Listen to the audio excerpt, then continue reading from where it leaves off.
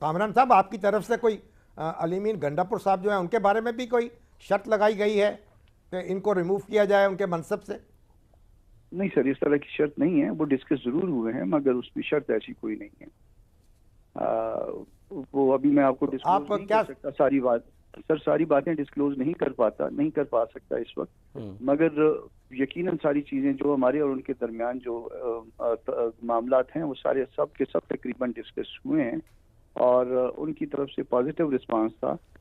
کہا یہ گیا کہ یہ کوئی اتنے معاملہ پیچیدہ نہیں ہے، یہ حل ہو سکتے ہیں اور آسانی کے ساتھ حل ہو سکتے ہیں، اور مین بائل ہم اس کو حل کر لیں گے۔ آپ فلاں تاریخ کو ہمارے ساتھ جوائن کر لیجئے ایک میٹنگ ان کی جو باقی جو ریمیننگ اپوزیشن ہے ان کی طرف سے۔ ہم نے کہا کہ پہلے طے ہو جائیں باتیں، پھر اس کے بعد، کیونکہ مولانا اگر آگے بڑھ جائیں اور پھر اس کے بعد پیچھے آتے ہیں تو یہ ان کے لیے مناسب نہیں ہوگا۔ پہلے باتوں کو سیٹل کر لیں، اس کے بعد جو ہے پھر ضرور بیٹھیں گے، مگر سیٹلمنٹ پہلے ہونا ضروری ہے۔ کامران صاحب آپ کے ذہن میں ہے کیا، یعنی جب متحدہ محاذ بن جائے گا تو پھر کس طرح کا لائحہ عمل ہوگا؟ سڑکوں پہ نکلیں گے؟ آج تو ایک نوجوان تو یہ بات بھی کر رہے تھے کہ جناب ہم تو جو یہاں چاہتے ہیں کہ اسمبلی کے باہر ایک خیمہ لگا دیں اور یہاں جو اپوزیشن کے ارکان ہیں وہ اپنا اجلاس منعقد کیا کریں۔ کوئی اس طرح کی تجویز آپ کے سامنے بھی رکھی گئی؟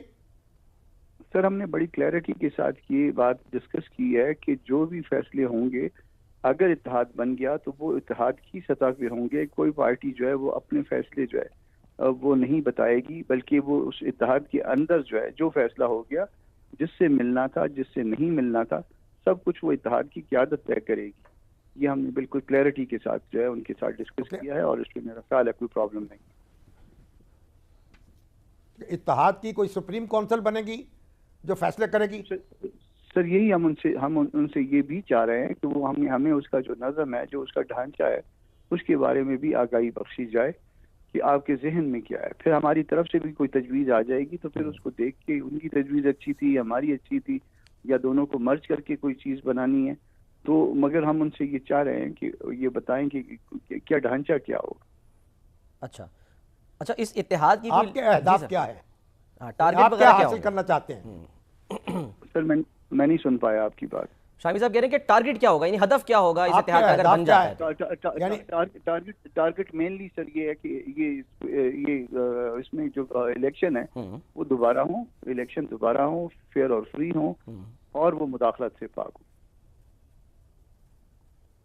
تو مگر یہ ایسا کیسے ممکن ہوگا جب تک آپ کے با مقصد اور بامعنی مذاکرات نہیں ہوتے، فریقین آگے نہیں بیٹھتے آ کے ایک دوسرے کے سامنے، اور پھر اس کے بعد کوئی قواعد اور ضوابط مرتب نہیں کرتے، کوئی قانون سازی نہیں کرتے، اس کے بغیر یہ کیسے ممکن ہوگا؟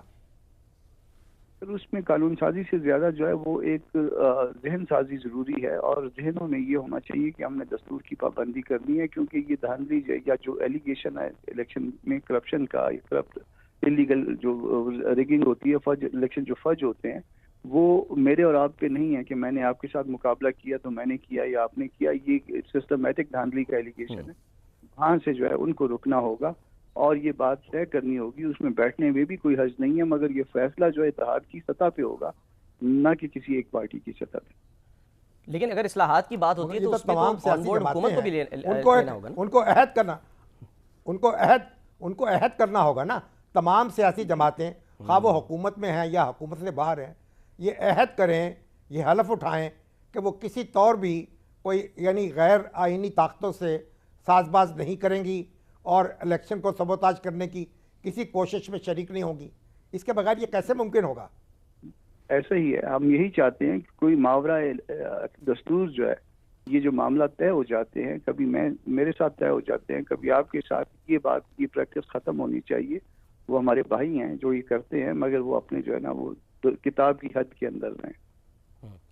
اور کامران صاحب کوئی گارنٹی بھی مانگی جائے گی؟ کسی نہ کسی کے ساتھ مل کے کرتے ہیں نا جی سر، کسی نہ کسی کے ساتھ ملتے ہیں، ایک فریق بھی تو ہوتا ہے نا جو فائدہ اٹھاتا ہے، اور اس حمام میں تو کسی کے بھی کپڑے نہیں ہیں۔ میں یہی کہہ رہا ہوں کہ یا میں ہوتا ہوں یا آپ ہوتے ہیں، مگر کوئی ایک فریق جو ہے وہ ہوتا ہی ہے۔ ہماری معیشت کی خرابی کی وجہ بھی یہ ہے کہ جس کو اکاموڈیٹ کیا جاتا ہے وہ حکومت میں آ جاتا ہے، اور جو سمجھتا ہے کہ میرے ساتھ زیادتی ہوئی وہ سڑکوں پہ آ جاتا ہے۔ نتیجہ پاکستان کی معیشت کی بربادی کی صورت میں نکلا۔ اور باری باری سب تیار ہوتے ہیں اپنی خدمات پیش کرنے کے لیے اور اپنا کندھا پیش کرنے کے لیے. اس پہ ایک نئے چارٹر کی ضرورت ہے کہ ہم اپنا کندھا پیش نہیں کیا کریں گے. بالکل ٹھیک ہے.